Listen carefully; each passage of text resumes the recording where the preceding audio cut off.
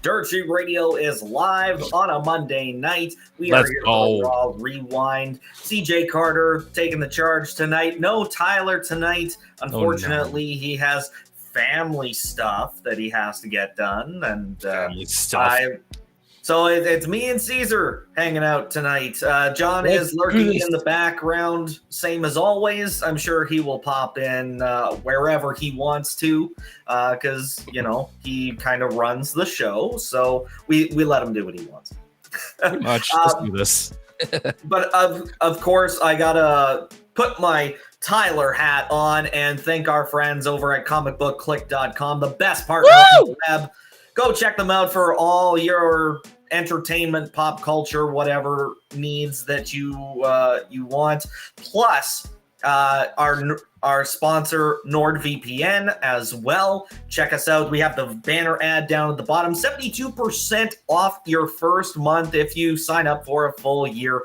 NordVPN. Check us out on comicbookclick.com. So, we had our main event match tonight. Ludwig Kaiser taking on Randy Orton. Overall, I thought this was a good match. Really helped sell the title feud heading into Bash at Berlin. Caesar, what are your thoughts? Honestly, I was kind of hoping it was going to end where it was just the two of them going for it for the whole match. But then, Gunther doing Gunther things decided to pop out of nowhere and make his presence, as we'll call it, is an easy way of explaining it. But yeah, it's good to see. Remember that shot? It was good. It was good to see Ludwig actually doing something rather than just bugging Sheamus every episode or showing up and doing his thing. So overall, yeah, I will give it to you. I did say it was a good match. And of course, after the match, we had a bit of a beatdown. Randy Orton obviously getting the worst of it. Oh no, that wasn't the main event. That was at the beginning of the night. The Raw went off the air actually with Orton and Gunther trading blows, and I think there's does Gunther's reign, I know we were talking about how Gunther as champion is a role he was built for, but when do we start to see that?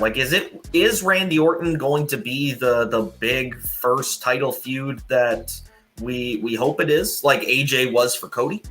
I don't know, honestly. I kind of want to see what they do for Berlin. Also, hi Mac, as always. Mac, it is never the Final Testament cast. Just not happening. And we will unfortunately have to talk about Final Testament later on in the night. But solid match. I'm glad, like you said, I'm glad Ludwig Kaiser seems to be doing something. And I don't mean that in the sense of he's not doing anything, but having his hands in the World Heavyweight title feud and getting the main event match because of it tonight. If he would have just maintained the course with his feud with Sheamus, we wouldn't have gotten that tonight. I'm so glad he went over here instead of over here and actually got to do something. So, and he's still doing his, how do you want to call it? Run around the ring, like the full speed run sprint kind of thing, and taking out people at the steel steps. So that's always cool to see. So, yeah, I'm curious to see what they do going forward. I think that's definitely his spot. So for sure, no one else is going to be doing it, and I don't see him getting rid of it anytime soon. I think then, as far as the main event goes, have we covered it? I'd say so. Orton won the match, by the way. I don't know if I mentioned that. I don't do this very often, and it will show. Tyler is definitely the savant at this, more so than I am, but I will make do. But I guess we loop back around to the top of the show, and that was a good segment. Randy Orton came out, talk about his match against the champ at Bash at Berlin, and eventually, Gunther comes out and they talk some more. Kaiser comes out and attacks out of nowhere. kind of just ran the same segment back that they did last week, but this time they added Ludwig Kaiser. That's how it kind of rang to me. I don't know about you, Caesar. Yeah, I was like, how do I say this politely about sounding like an actual asshole? But I'm just glad the show started with someone other than like the Judgment Day. You know what I mean? Well, that's fair. Like for the longest time, it was always Judgment Day, you know, this and that. So to see it with somebody else that we don't expect as the normal start was like a huge breath of fresh air. So thank you to that segment. Whoever put that in as the segment to start the show, thank you so much. Now, and I mean, like, they haven't done that too often, have they? Like, they did it last week for sure. Oh, yeah, definitely the last couple weeks, now that I'm looking through my notes. Like, don't get me wrong, like, it's cool to see the main people who are, like, the big feuds, but when it's the same 2 characters or same 3 characters, you kind of want to be like, all right, I'm going to go get a coffee. Or for us Canadians, I'm going to grab a Timmy's. Oh, hell yeah. I got that a couple times myself tonight, too, especially with the Judgment Day stuff. Like, I'm still invested in the feud, and I like where it's going, but it doesn't feel like it is meaty enough for a long-term story like this. Like, I get wanting to build to Bash at Berlin, but if we're going to space out these sort of benchmark matches in the feuds to just the PLEs, then it doesn't feel like it's enough. No. They need to add something. My question is, this isn't one of the big 4, so I'm curious how they're going to spin things, because I know usually Triple H has that rule of like 7 matches on the show or something like that, 6 or 7 matches per show. Usually about 5 or 6, yeah, something like that. So I'm curious to see what they're going to do here, because they're on international soil.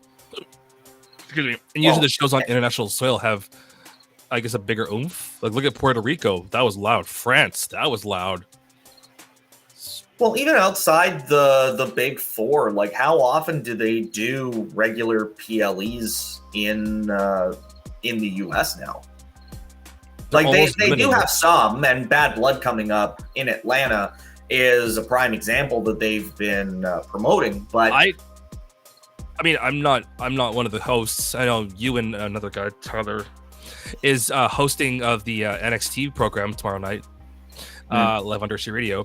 It's cool to keep the NXT crew on the American soil, because the PLEs I have watched of theirs have been just, Battleground was amazing. That's for sure. Oh yeah. Like, so NXT knocks it out of the park every single week. You need a whole new word for that one, but yeah, basically they knock it out. So yeah, the WWE shows go wherever they want. Let NXT stay on American soil or Canadian soil. Well, and it's probably for the best that way, because the NXT guys don't really need to travel. You know, like, they don't. It's good to just stay on home soil and work your way up to that level of experiences. Like, exactly.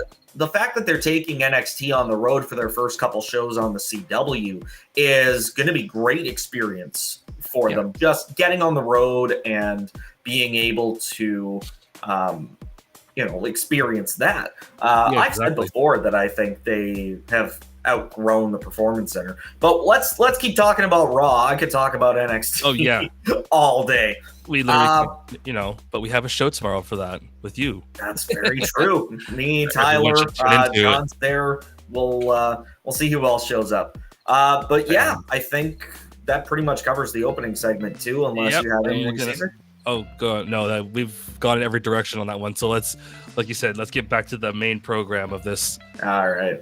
So then we came to Sheamus taking on Pete Dunne. Of course, he had his hand showing signs of injury from last week, and he had the that was obviously targeted throughout this match with Pete Dunne. This was a great match, though. Like, this was, I think, what will start to elevate Pete Dunne even more. Yeah. What I've noticed And through watching you guys on your side and then watching myself through NXT a little bit here and there, it seems like they're getting really high on Pete Dunne lately. He's getting put through NXT. He's getting featured on Raw with a big storyline. So I'm hoping whoever's in charge of his push keeps him going. I don't know if you want to say like world title push, but like maybe down the road an IC push, because he's been doing lots, especially seeing he's running with Sheamus. So where do we go from here is the question.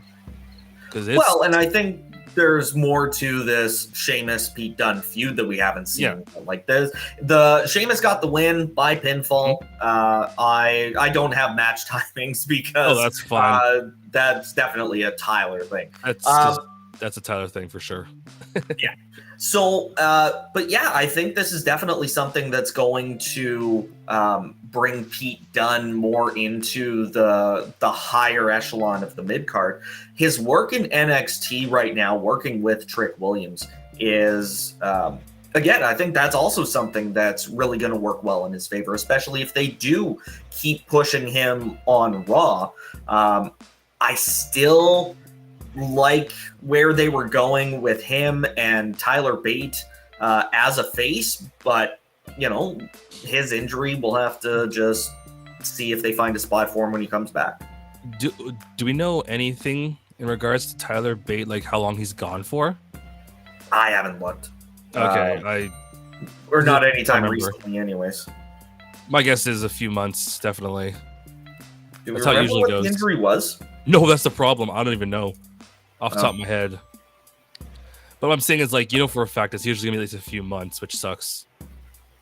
From an injury update dated the 9th, looks like it's undetermined amount of time, but it's a torn left pectoral major and tendon off the bone. Surgery was successful back in July, but no recovery window. I'd imagine something like that would be at least 6 to 9 months. Well, you never know. The 2 times he could come back are either Survivor Series or Royal Rumble. Those would be the 2 spots for him to come back. Or, you know, depending on the severity of his injury, if 6 to 9 months is too low, could be, you know, upwards of that, could be even later. But, well, the best wishes for him. Hopefully he heals up quick. Well, look at Rhea. She was back pretty quick. Look at Seth. I mean, Seth is gone again because kayfabe, but still. So, well, and I think Seth was like feeling well enough for a match just to go get through SummerSlam and then, you know, back to the injured reserve list. Just out of curiosity, have you seen the videos from Seth's POV on his earpiece? I saw some highlights. I didn't actually watch the whole match through it, if that was even offered. But there were just clips. I watched a few of them. They're just great. Okay. They're great. If you can find them, yeah. I'm sure they're on YouTube somewhere. Like it was easily. A big sponsored thing. So I watched a couple of them and I was just laughing. And everyone's like, Seth needs to be a guest referee more often. Well, and I think part of it was just because of how personal the feud was. You know? And I mean, the other thing too, which now that I realize that they called off the gentleman's agreement to begin with, but now that Priest isn't the world champion anymore and Gunther is, Rollins really doesn't have much beef with CM Punk. But we'll talk about CM Punk later because there's he got his match with Drew McIntyre, but we'll talk about that a little bit later on. After that match, we had a backstage segment with the New Day and Odyssey Jones getting ready for their six-man tag match later on in the night. Against our favorite tag team. I was just going to barrel through and not even reference them. That's why I said it's Sure, Caesar. Or here, you know what? Let's just call a spade a spade. We are it's like we are talking about you know, the Final Testament. But no, we had Kofi Kingston and Woods had a bit of a chance to kind of talk about Odyssey Jones and his inclusion with the New Day recently. And Woods feels like it's coming across like they're trying to replace Big E. Now, No. Kofi did say there is no replacing Big E. And a lot of what Kofi was saying in response to Woods and talking about, the early days of the New Day and wanting to have the legends and just seasoned veterans on the roster helping them along the same way that Kofi's trying to do right now with Odyssey Jones. Yeah. So, I mean, now that we've actually talked it out and we've learned a little bit more about why Xavier Woods is having such a problem with it, and with Kofi Kingston's response, do we still feel like this is like this promo itself, not even counting the match, because we'll talk about that when we talk about it, but this match, this promo, it steer you one way or the other for whether the New Day is actually going to split or not? I think that's what they want us to think. They want us to think like they want us to like what's it called? Ruffle up the feathers. Like they want us to do like this. They want us to be like, all right, make them think, make them talk. I mean, Kofi is right. There's no replacing Big E, but what it feels like right now is Odyssey's there to get the rub. He's not actually replacing, because if we know anything about Big E, he's still gone. So positive news, I think, was the last update, because I think it was around might have been around Money in the Bank, where he said he's like doing great, but they still won't clear him. So I know I hasten to think that we've seen the last of him, but I think we've seen the last of him in the ring. The one Twitter or TikTok I saw, it was Big E mentioning that like he can actually function, not wrestle, just like, you know, like move a little bit. So it's not like he's completely stiff anymore. He's back to almost being human. So, which is good. As for the last time seeing Big E, I'm not saying it is, and I'm not saying it isn't. I'm being optimistic. Fair enough. That's all on that one. Yeah. All he can be. So, you never know. And then, of course, and then of course, you know, if they do continue on as a tag team, do we think Big E, if his in-ring career is over, like he's been playing the pundit lately, but do you think he might rejoin the New Day as a manager? Oh, that'd be so awesome. That'd be the perfect role. He's got the voice. He's got the oomph. Why the hell not? He can still do that big New Day intro and, you know, still be able to travel the road with these guys. Hell, you never know anymore. It's wrestling. Anything can happen. A lot of tag teams splitting up recently, though. Tag teams hope they keep the New Day together. Yes. Well, and I mean, like they broke up the Judgment Day recently twice. They broke up the Usos. A lot of teams that they've teased dissension with. I mean, Grayson Waller, Austin Theory. You know, a lot of teams just aren't holding together anymore. Wonder what that says for the tag team division. No faith. Which sucks. That. No, I know. I agree with you. I want them to stick around and actually have an actual division, not just you and you tag team, you and you third tag team. We don't want that. We want that's how you wind up with the tag titles, like one set of tag titles that just floats between all the brands. And I hate that they do it with the women's division, but at least in the women's division, it's kind of justified by the fact that they don't have us as sizable roster to get away with two tag titles as the men. Yeah, they wouldn't. I agree with you. They have to do a lot more with the women to make. Hell, let the women go to like NXT. The tag women, not the. Well, yeah, and like they did just have a women's tag title match on NXT recently, so it's clearly getting its mileage. But great. Oh yeah. Speaking of the women's division, our next match was Maxxine Dupri taking on Ivy Nile of the recently now turned. American made. The recently turned. Don't forget that. Well, very true. This match didn't really get too far, though. Like, Yep. Maxxine did get some offense, and then Ivy Nile managed to turn the tables. But then, of course, the lights turn down, the fireflies spark up, and the Wyatt Six hit the ring. We had, obviously, Nikki Kross making her presence felt. Joe Gacy there behind Chad Gable there as well. Chad Gable eating a Sister Abigail from Uncle Howdy, and that match is now set for next week. Chad Gable versus Uncle Howdy. What do we think of this whole story so far?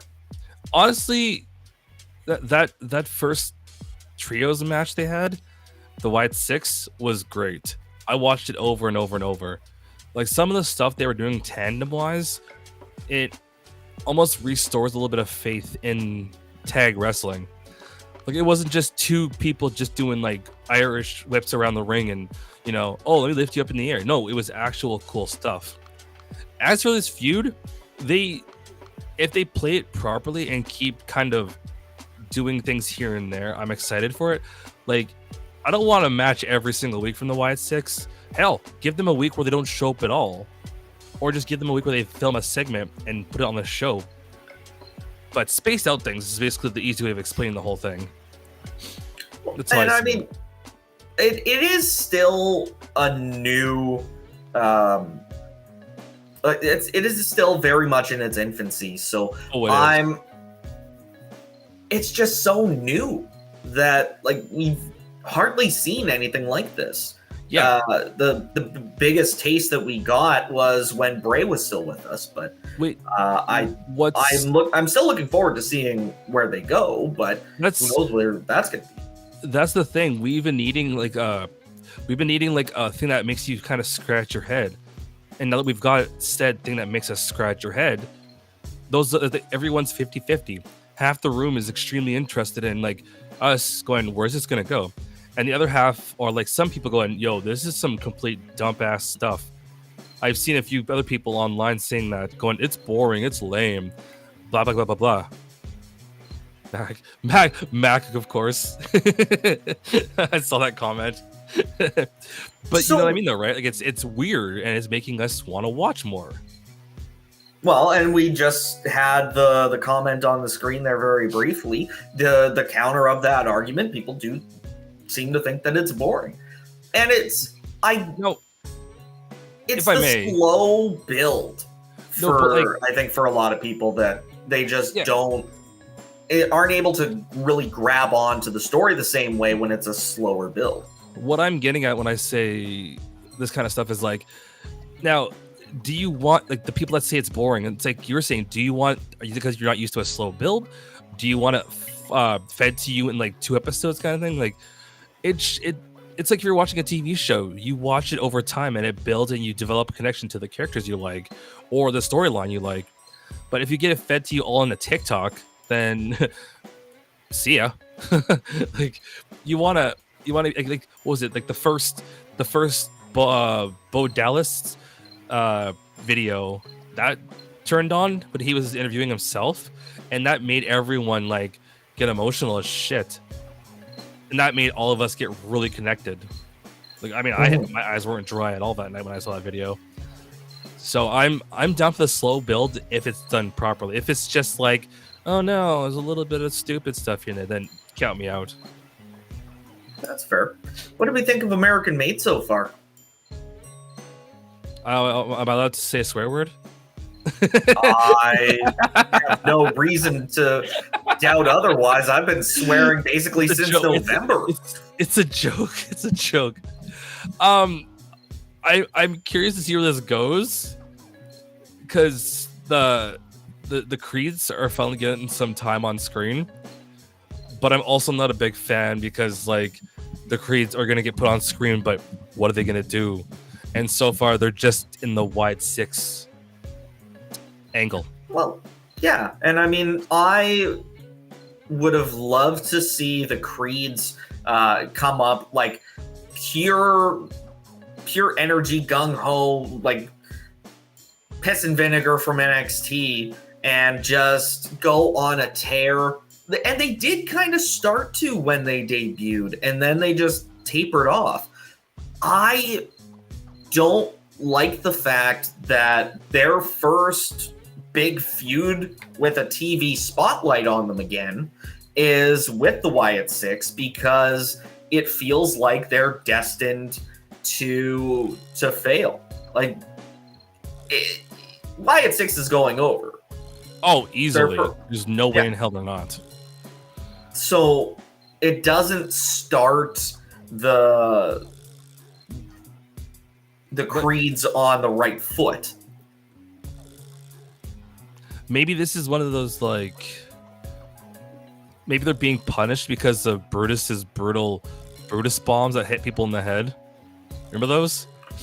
He jumped off the top rope. I remember those, but I mean, a lot of the time he's still able to kind of bounce off them so that he doesn't land on their head. Who knows? I'm just being the smart ass on this one, but yeah, I don't know. Maybe they can recover because they're super young in their career. It's possible. Oh, definitely possible. Because, like, look who they're going against: Joe Gacy, Dexter Lumis, and Eric Rowan. And I'm sorry, but that trio is something. Like, I don't know what it is. Like, that first match. Well, and I think it probably was just because we were finally getting this first match out of the Wyatt Six. Eric Rowan's first match in however many years in WWE. Yeah. This is the Raw crowd's first introduction to Joe Gacy. And a Dexter Lumis that we hadn't seen. Last time we saw him, he was happily married to Indy Hartwell and laughing it up with Johnny Gargano. Definitely not the crowd, or not these guys the way we're used to seeing them. And Nikki Cross as well. I don't remember who. I think it was Mac that might have said this, but I am very 100% agreeing with him. I think it was that said it. It was like, it's not all supernatural ass bullshit. It's actual, like, they're just going hard. The bell rings, and like Joe Gacy in that first match caught some steam. He was flying. Oh, 100%. Dexter was just being, kind of a loose use of words, but creepy. So, yeah, it'll be interesting to see where this goes going forward. And again, I am very invested, and I am very excited. Because if the weirder it gets, maybe it's going to get better. Or get weirder. Well, and we certainly hope so. And I mean, the work that Rob Fee did with Bray to, get all of this set up. Like, if there's two people that I trust the most to run this story, it's Rob Fee and Bo Dallas. Oh yeah, they were the two closest to Bray, so they would know the best how his brain works. I'm just, eventually there's going to be some extremely dark stuff that's TV allowed. And then when Netflix comes in 2025, there'll be some darker stuff that Netflix can pull off. I don't know. I think that we might see a bit grittier stuff, but I don't know necessarily darker. I mean, that's what I'm saying. Like, it's going to be something that's like going to make everyone go, holy crap, how did they do that? We saw that. Chad Gable died. No, he got shot in the head. That man is the man that you saw on Monday Night Raw tonight is just a doppelganger. Did we ever figure out who the other people were that were on the ground in that segment? I've always been curious. I don't remember for sure if we did or not, because I know I was definitely trying to comb through the footage, but there was the one picture. There was the one picture of a pile of dead bodies, which were actually security guards. Right. There was a guy who had, I think it was like cornrows or dreads, that a bunch of us thought was like Carmelo Hayes or something, and then of course Chad Gable's dead. So I might have to take a second look through that footage and see if anybody stands out on the YouTubes. Not on YouTube, on the YouTubes. The YouTubes. From there, we had a pre-recorded promo from the Terror Twins, Rhea Ripley, Damien Priest. Not really much to say about it, just really hyping up the match for Bash at Berlin, and they set up one-on-one match, or they started setting up the one-on-one match between Damien Priest and Dominic Mysterio later in the night. Yeah, not really much else to say. It just kind of was. It was there. It happened. That's it. And this was kind of like what I was referring to earlier. These segments that don't do anything for anybody. They're just there. They're to get them on TV, and that's it. Here's 2 minutes, babble your ass off, and then film it. Yeah. And I mean, Dominic and Liv have their own promo later on in the night that we'll talk about then too. Yeah. And we'll wind up saying the exact same thing. Dom's a bottom bitch. We've officially established that. You see his T-shirt he has on his waist? Lives on Liv top is mom now or something like that. No, Liv's always on top. Oh yeah, that's what it is. I'm just like, dude. I mean, it wasn't a terrible show. It definitely wasn't the best Raw ever or of the year. But I mean, when it's the go home show though, that's what I'm gonna be kind of scared. Yeah, I mean, it wasn't great, but I was still entertained by most of it.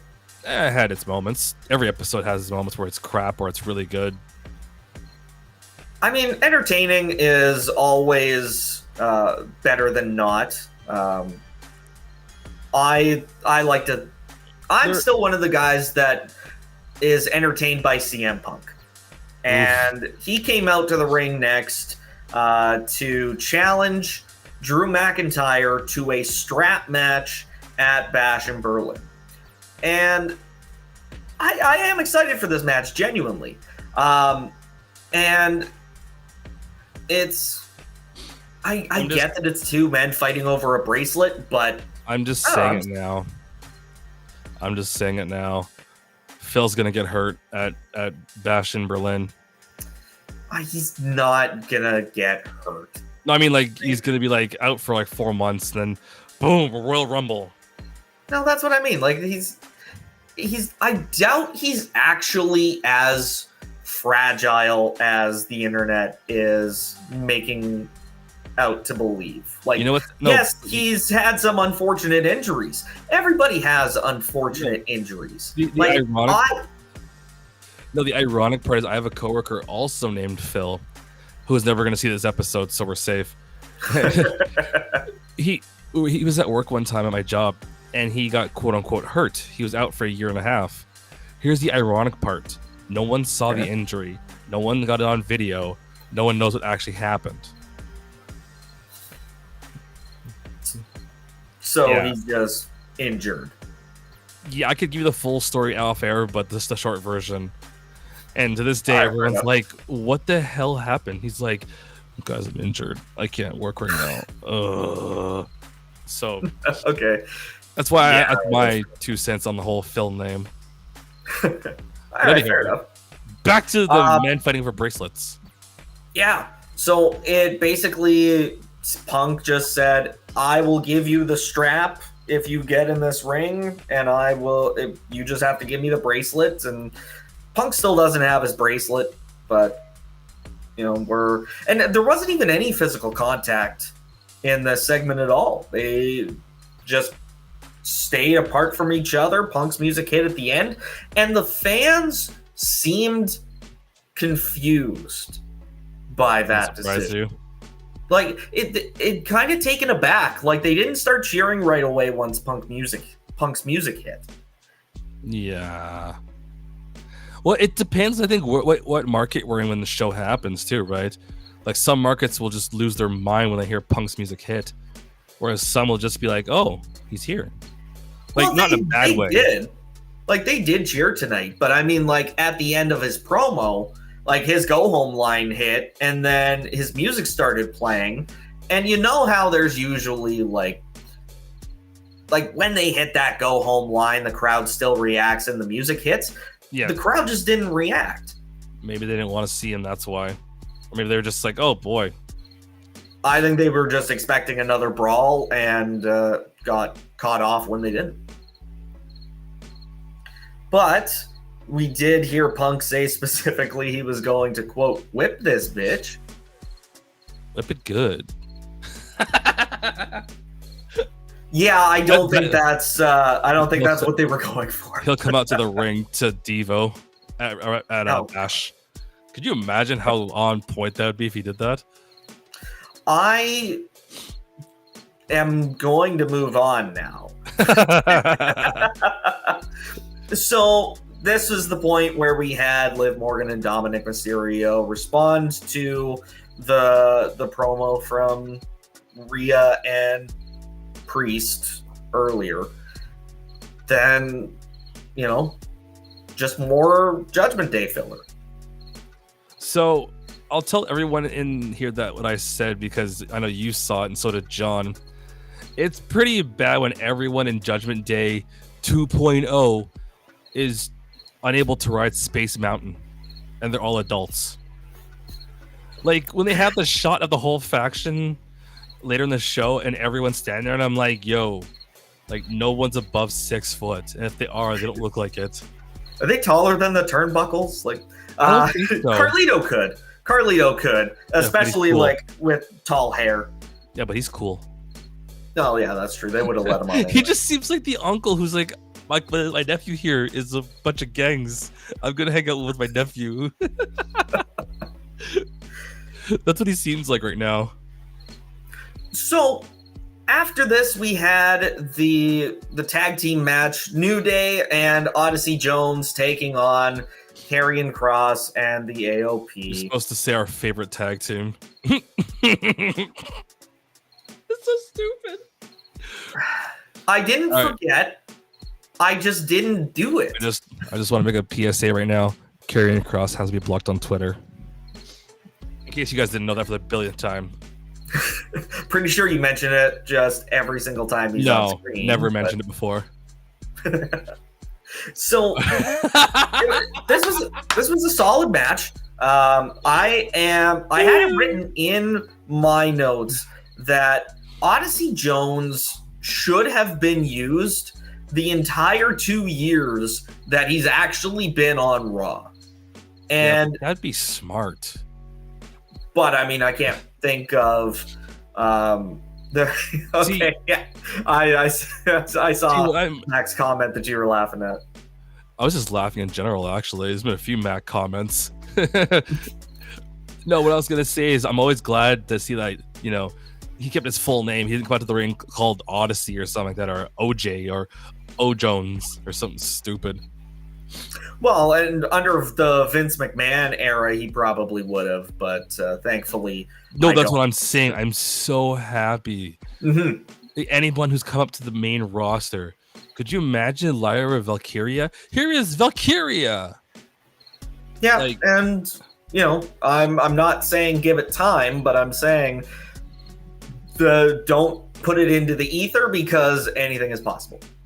New Day and Odyssey Jones pick up the win here, and there was a noticeable point in the middle of the match where Odyssey Jones gets the tag from Kofi Kingston and not Xavier Woods.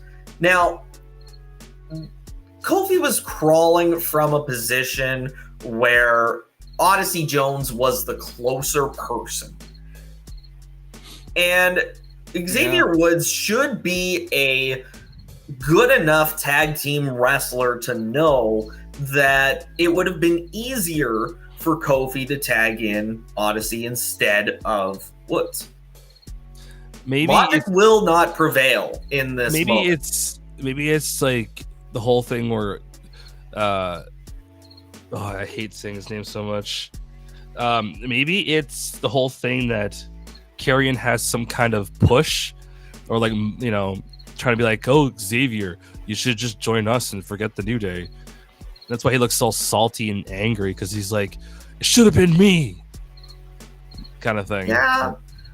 Who knows? And I mean, I said this last week too. If Karrion Kross has any impact on breaking up the New Day, none of it will have been worth it. Yeah, I quit. Yeah. just like quit watching Raw. No, I'm wrestling altogether, man. It's not even I quit. It's not even quit wrestling. It's just I quit. Yeah. Don't be specific. Just I quit. And after that, we had the rematch between Bronson Reed and The Miz. And before the match, Adam Pearce asked Miz if he was sure he wanted this. And Miz said, no, I'm not sure I want this. But because he attacked R-Truth, Miz felt that he needed to. So out he goes for this no DQ match, and they bring out the weapons almost immediately, of course. It was a very hard-hitting affair. Of course, Bronson Reed picks up the win. And after the match, we get the, return of... I don't know what to call it. Return, re-debut, something. Braun Strowman came out and made a stake at Bronson Reed. So, first of all, this is going to suck with the whole Braun thing. But... You know what I'm glad about? What's that? When this match actually happens next week, I can push mute and go kill myself. Jesus. Don't advocate violence on yourselves, kids. No, I can push mute and go make a coffee or go cry in the corner. Because it's definitely much better options than your first suggestion. Oh, my first option was going to happen. Don't worry. But still, like, who wants this? Who in the back was like, this is such good shit? Like, who? I mean, I don't have a problem with it. I think that this is a good chance. No. You know what they could do? You want to make it a really entertaining match? What's the stupidest type of match those two could do for those guys at their size? The stupidest. Prison. I was gonna say a ladder match. Well, I mean that too. Can you imagine those two on ladders fighting? Mm-hmm. I can. That would be a real tsunami. Braun Strowman's a former Money in the Bank winner. I know, but like, it's not an everyday thing, though. There are two meat planets. Meat planets. Fair enough. Just like, but hopefully this gives Reed a chance to learn some good big man wrestling.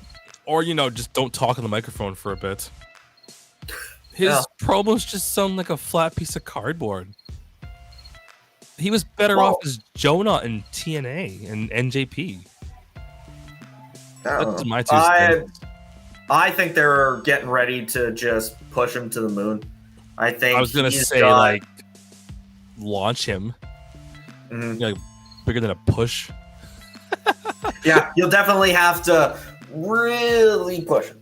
I ain't helping push that rock up the mountain. Hell no. Skip.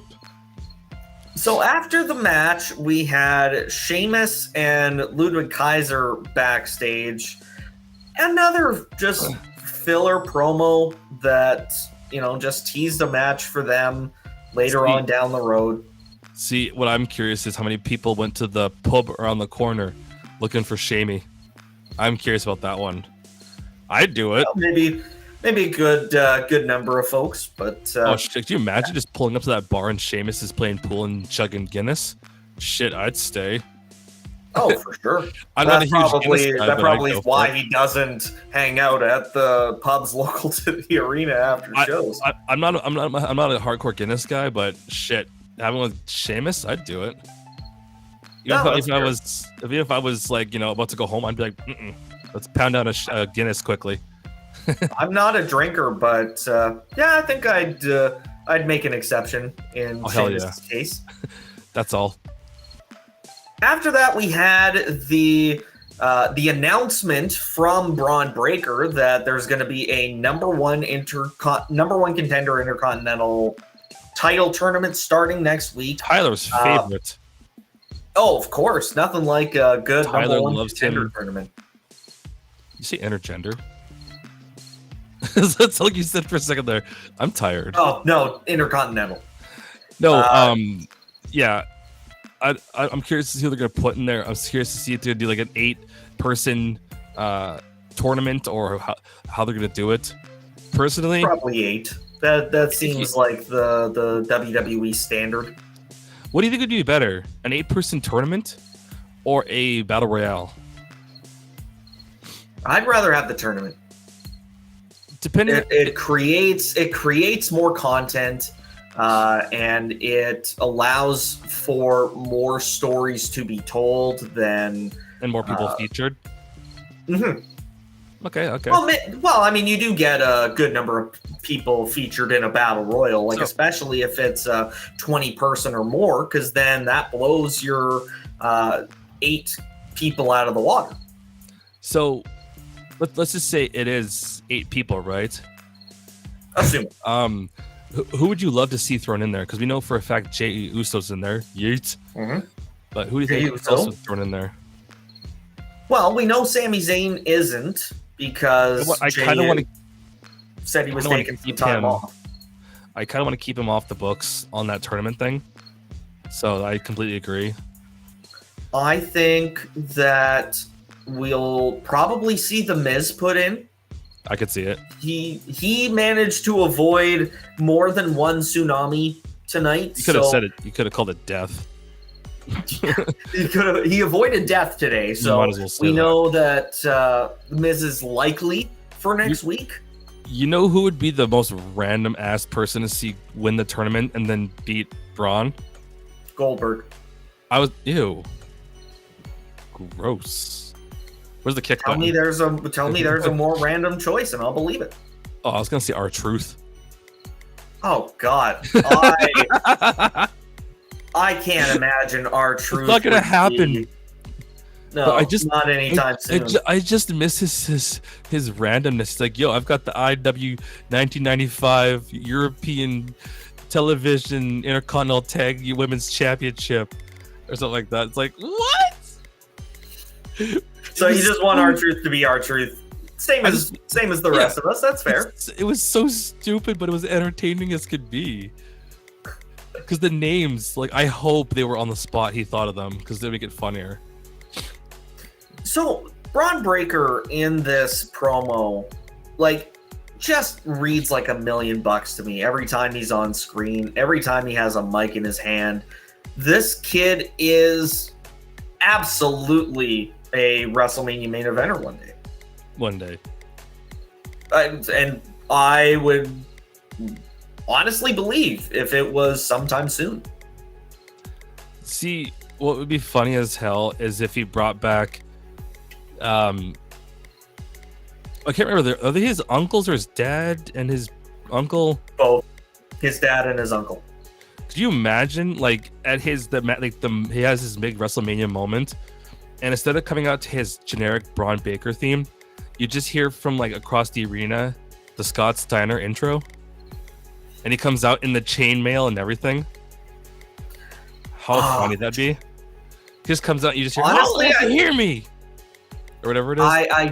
I can't imagine the theme would play, but Braun Breaker in chainmail. Siren would be cool if he got his WrestleMania one. It has to go full send. Chainmail, siren, like, obnoxious. If he's gonna get the dub, give him the big entrance.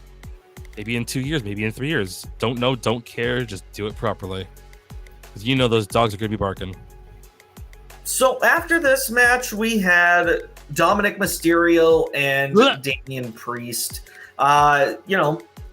We had Judgment Day come down at the start of the match. The match didn't even get underway because Judgment Day tried attacking Priest and didn't get the job done. Nope. But they did by the end of it, that's for sure. They finally got the numbers game. John, what order are these screenshots in? Holy cow. And they're like super freaking tiny. I can't even see what the screenshots are. Well, no, but I mean, like, in the selector. Oh, like the overlay menu. Yeah, but damn. So long story short, they had no match, and Judgment Day ends up standing tall over Rhea Ripley and Damien Priest. Okay, it was it was another thing. Is it bad that like I kind of got more excited when the shit kicking happened, and then when it became like 9 against 2, I got bored? Is that weird? No, because shit kickings are always entertaining. And then my other question, then they had to slow it down for the 1v2, and that's 1v2 sounds like where they lost. 1-6. No, my question. Okay, I've never had very many entries in my life, but I did see a clip of Rhea that reminded earlier today, and it connects with this moment tonight. So I don't know if you ever had it happen. Have you ever had your shoulder pop out? No. So there's a clip of her, apparently, I don't know if it's kayfabe or it's real, where she smashed her shoulder onto the announcer's desk and it was put back in. That was from SummerSlam. I believe so. But my question is that true? Can you do that yourself? Because I've never... You can. It's very painful, and I could imagine I'm not a medical professional, so I don't even know how to do it. Kids don't try this at home. Yeah, no, don't try it at home. No. I just saw that clip, and it reminded me, if I remember, like this fight reminded me of that clip I saw. And I was like, if that's true, shit. That's insane from Rhea, especially considering she does headbutts and big spots, and, you know, she can, I guess, throw down with the boys, so to speak. Well, so, that we knew kudos about Rhea the whole time anyways. You know what's weird is I didn't know she was actually 5'10". Yeah, I think I remember seeing that. Oh, nothing against tall women, but I just never knew that for the longest time. So when you find out these weird things about certain wrestlers, you're like, oh, so, like, you know, that is really JD McDonough's head. It is that big. It absolutely is that square too. Like, they don't dress it up for TV. He is a Roblox character and Lord Farquaad. That boy's head's got angles. So, oh, God. And then they cut a promo afterwards, and we didn't need. By the way, they had a filter on the shot that genuinely made me like, is that something on my fucking screen? Like, no, I had to check to make sure my screen wasn't dirty. The lens was actually disgusting. After that, women's tag team titles were on the line in a triple threat match. Io Sky and Kairi Sane of Damage Control taking on the Pure Fusion Collective? No, Kentucky Fried Chicken. That's KFC. This is PFC. Yeah, that's like the French version. Anyways. PCF. But no, it's PFK. Oh, okay. Close and enough, of course, the champs, Alba Fyre and Isla Dawn. Crazy how Io and Kairi are the faces going into this match when they were just tormenting Bayley earlier this year, 6 months ago. Well, that's like the whole LA Knight thing. Like a year before, he was just like, people were like, oh, cool, congratulations. And then a year later, he's like the biggest name on SmackDown, or one of them. No one knows how, but everyone's for it. I know how, and I've been saying it basically ad nauseum since he was in NXT. Dude's fucking great. But anyways, okay, so this match, obviously, champs retain. It was a good match. I really enjoyed the finish in particular, like the getting the false tag and just getting to catch your opponent off guard. I love finishes like that. I'm just glad KFC didn't win the match. The Pure Fusion Collective. It sounds like a hair care product company. You would know about that. There's worse names, but yeah, I agree. I'm not a huge fan of it either. Hopefully, it grows on me. The fact that, like, when they come to the ring, it just says Sonya Deville on the entrance, and the whole match, Sonya kept getting involved. Like, I think that's even a heel tactic anymore. I think that's just her not being having faith in her girls. No, I think that's just heel tactics. Heels being heels. Also, Zoltan. Why the fuck have they not let Shayna Baszler just go on a tear in the women's division? Like, it's insane to me that she has not been women's champion at least once since she's been on Raw. Like 5 years we're talking about now, because she came up right before COVID. Honestly, and she had that chamber match where she eliminated the entire rest of the match on her own. Honestly, and of course, you guys can talk about this tomorrow on NXT. Those of you guys don't know, you should watch tomorrow with this gentleman beside me. But what I was going to say is, the last big match I remember of Shayna's, are you ready for this? And the reason I mentioned NXT is because the match she had with Lola Vice at NXT Battleground. That was some shit right there. Like, I never knew anything about Lola Vice as a UFC participant or MMA at all, any of that stuff. But dude, those girls went. So it was cool. Oh yeah. So that brings me back to your point, which I agree with. Is like, so Shayna, you gonna like kick a door down, like break a girl's leg or something, snap an arm, something, because you can feel like something in her is like balling up, ready to explode. So let's give it to her. Let her go on a tirade. Just like go to SmackDown, break some bitches, come back to Raw, kill some bitches, go to NXT, break someone's leg, come back up to Raw again. Like, do something, dude. Especially with the NXT situation with TNA. Oh yeah, I would love to see Shayna Baszler tear it up with Jordynne Grace. That'd be a hell of a match. My credit card already is slamming. You can't hear it though. Just give me that match right now. I'd watch the hell out of that.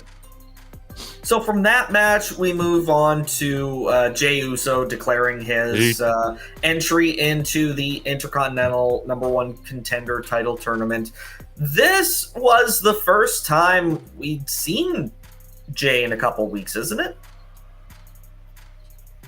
Yates. I mean, yeah. It's been a little bit. Also, what was the point of him pulling his shades off and putting them back on twice or whatever it was?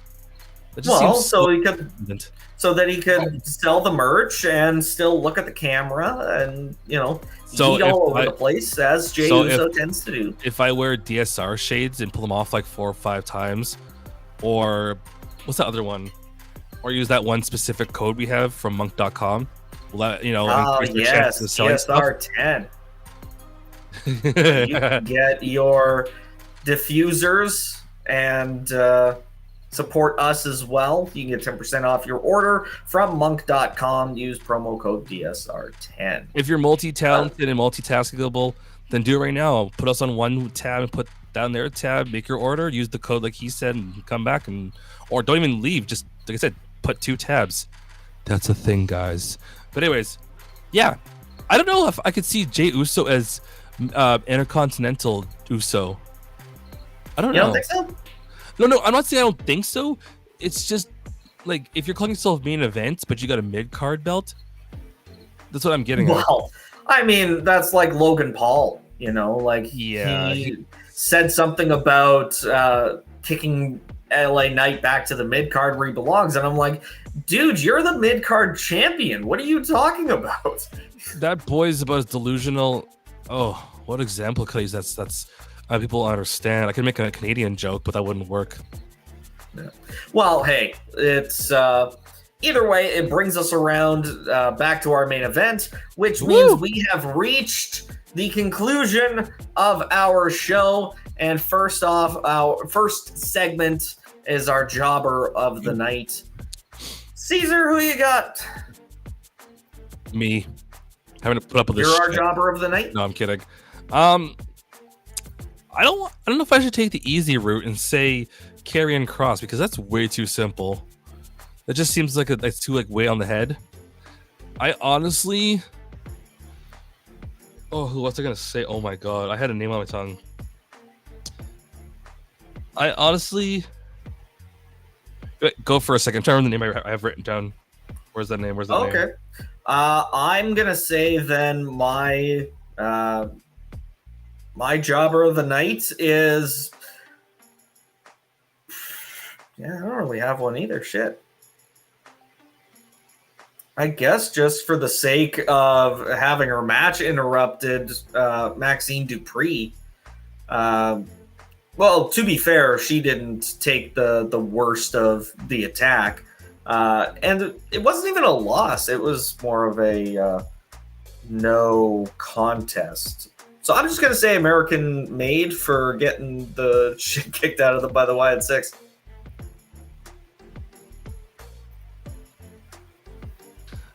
Reading my notes here, and I'm trying to pick. I usually have it written down on my paper of who I want to pick. I never remember to write down my jobbers and megastars ahead of time. It usually just... I'm gonna go with an idea I had tonight. Is Dominic Mysterio. Why? Because he got stomped for a bit by the Terror Twins for a bit of that intro, and the fact that Rhea does that headbutt so cleanly, it's like, it's my head hurts thinking about it right now. So I almost want to say Rhea's head and Dom's head almost is like my jobber of the night. All right, hurts. Well, that's a solid jobber selection. Now, that brings us to our megastar of the night. Wrong megastar, though. I want the one for Raw. There it is. You know, I'm so excited to get to NXT. I'm using their graphics.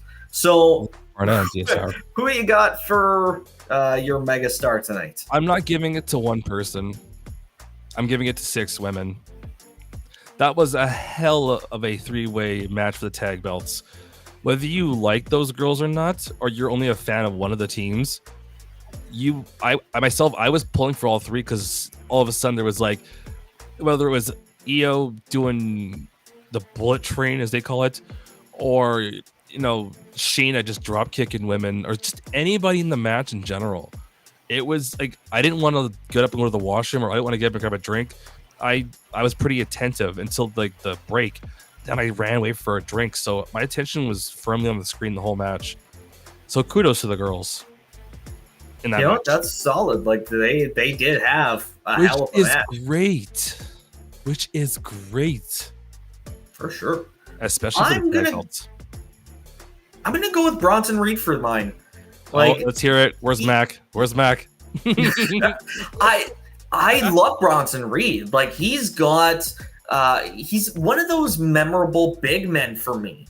And I love the fact that he's getting the spotlight and he's getting some good experience. And they're just pushing him so hard right now. Like they're making him look like an absolute beast. So megastar of the night material for me. I want to say 2 things. 1, shout out to whoever's giving Bronson his big push. And 2, shout out to whoever's making Bronson suits. Like, that's pretty damn impressive. You could make a suit for a man of his stature. So it's not impossible. I mean, I'm not saying it is, but when a man walks in just all casually, he's like, I'm gonna whoop your ass in a suit. It's like, all right. It's like you have to give the man some kind of props and go, okay, you heard that, man. He's gonna knock your skull in and wear a suit. So all right. Well, that brings us to the end of our show. We do this so much throughout the week. We're How here often? almost every single day. We're here every Monday for Monday Night Raw, every Tuesday night recapping NXT. Wednesday night is our Dynamite show. Thursdays we're on TNA Impact. And of course, Fridays is Friday Night SmackDown. And we still do weekends. We also have the flagship show, the Dirt Sheet Radio podcast. Very early hours of Thursday morning. You can catch that. And even on the weekends, we got shows. Saturdays, pay-per-views, PLEs, whatever you want to call them. But what about your show? Sundays, we have the 3NT podcast as well. DJ Danny Ocean, Malik, Vaughn Casey, all 3 guys, just such wrestling, such good wrestling fans. Their show is tremendous. Be sure to check them out. And also on Sundays, my and Tyler's Level Up Adventure. We cover the show NXT Level Up, and then we do a deep dive into whatever is cooking in NXT. We've talked about the NXT TNA partnership. We've talked about whether they've outgrown the Performance Center. We've got a double episode coming up this week because Tyler was unavailable to talk about this past Level Up, but so we've got a double episode coming up and a No Mercy preview, so be sure to tune in. Tyler and CJ debut at No Mercy. That's it. We're going for the NXT 10 titles. You heard it here first. Cats out of the bag. Chase, yes, we're coming for you. No, just like for the belts. Just gonna come for you. That's it. Oh yeah, that's right. All right. I'll still have this Well, question because I'm starting to do this thing. Why? Because it's fun to do this little segment of a thing I like to do now. For tomorrow, because you are one of the many gentlemen on our DSR NXT show, what is something you're looking forward to tomorrow night on the NXT? I'm looking forward to Joe Hendry becoming the #1 contender to the NXT championship. Why didn't you clap? Because I have a microphone in my one hand and I can't really clap that well with the other. It doesn't have the same thing. You know, everyone watching did clap. If they didn't clap, then I don't know. Then they just don't believe. And that is a problem in and of itself. But if your other half does not believe in Joe Hendry, then you might want to break up with them. Yeah, solid life advice. I better believe in Joe Hendry. But anyways, that brings us to the end of our show. Thank you so much for tuning in. Guys. However you're tuning in across all our socials, we will be back tomorrow for NXT. Be sure to join us then. Yeet.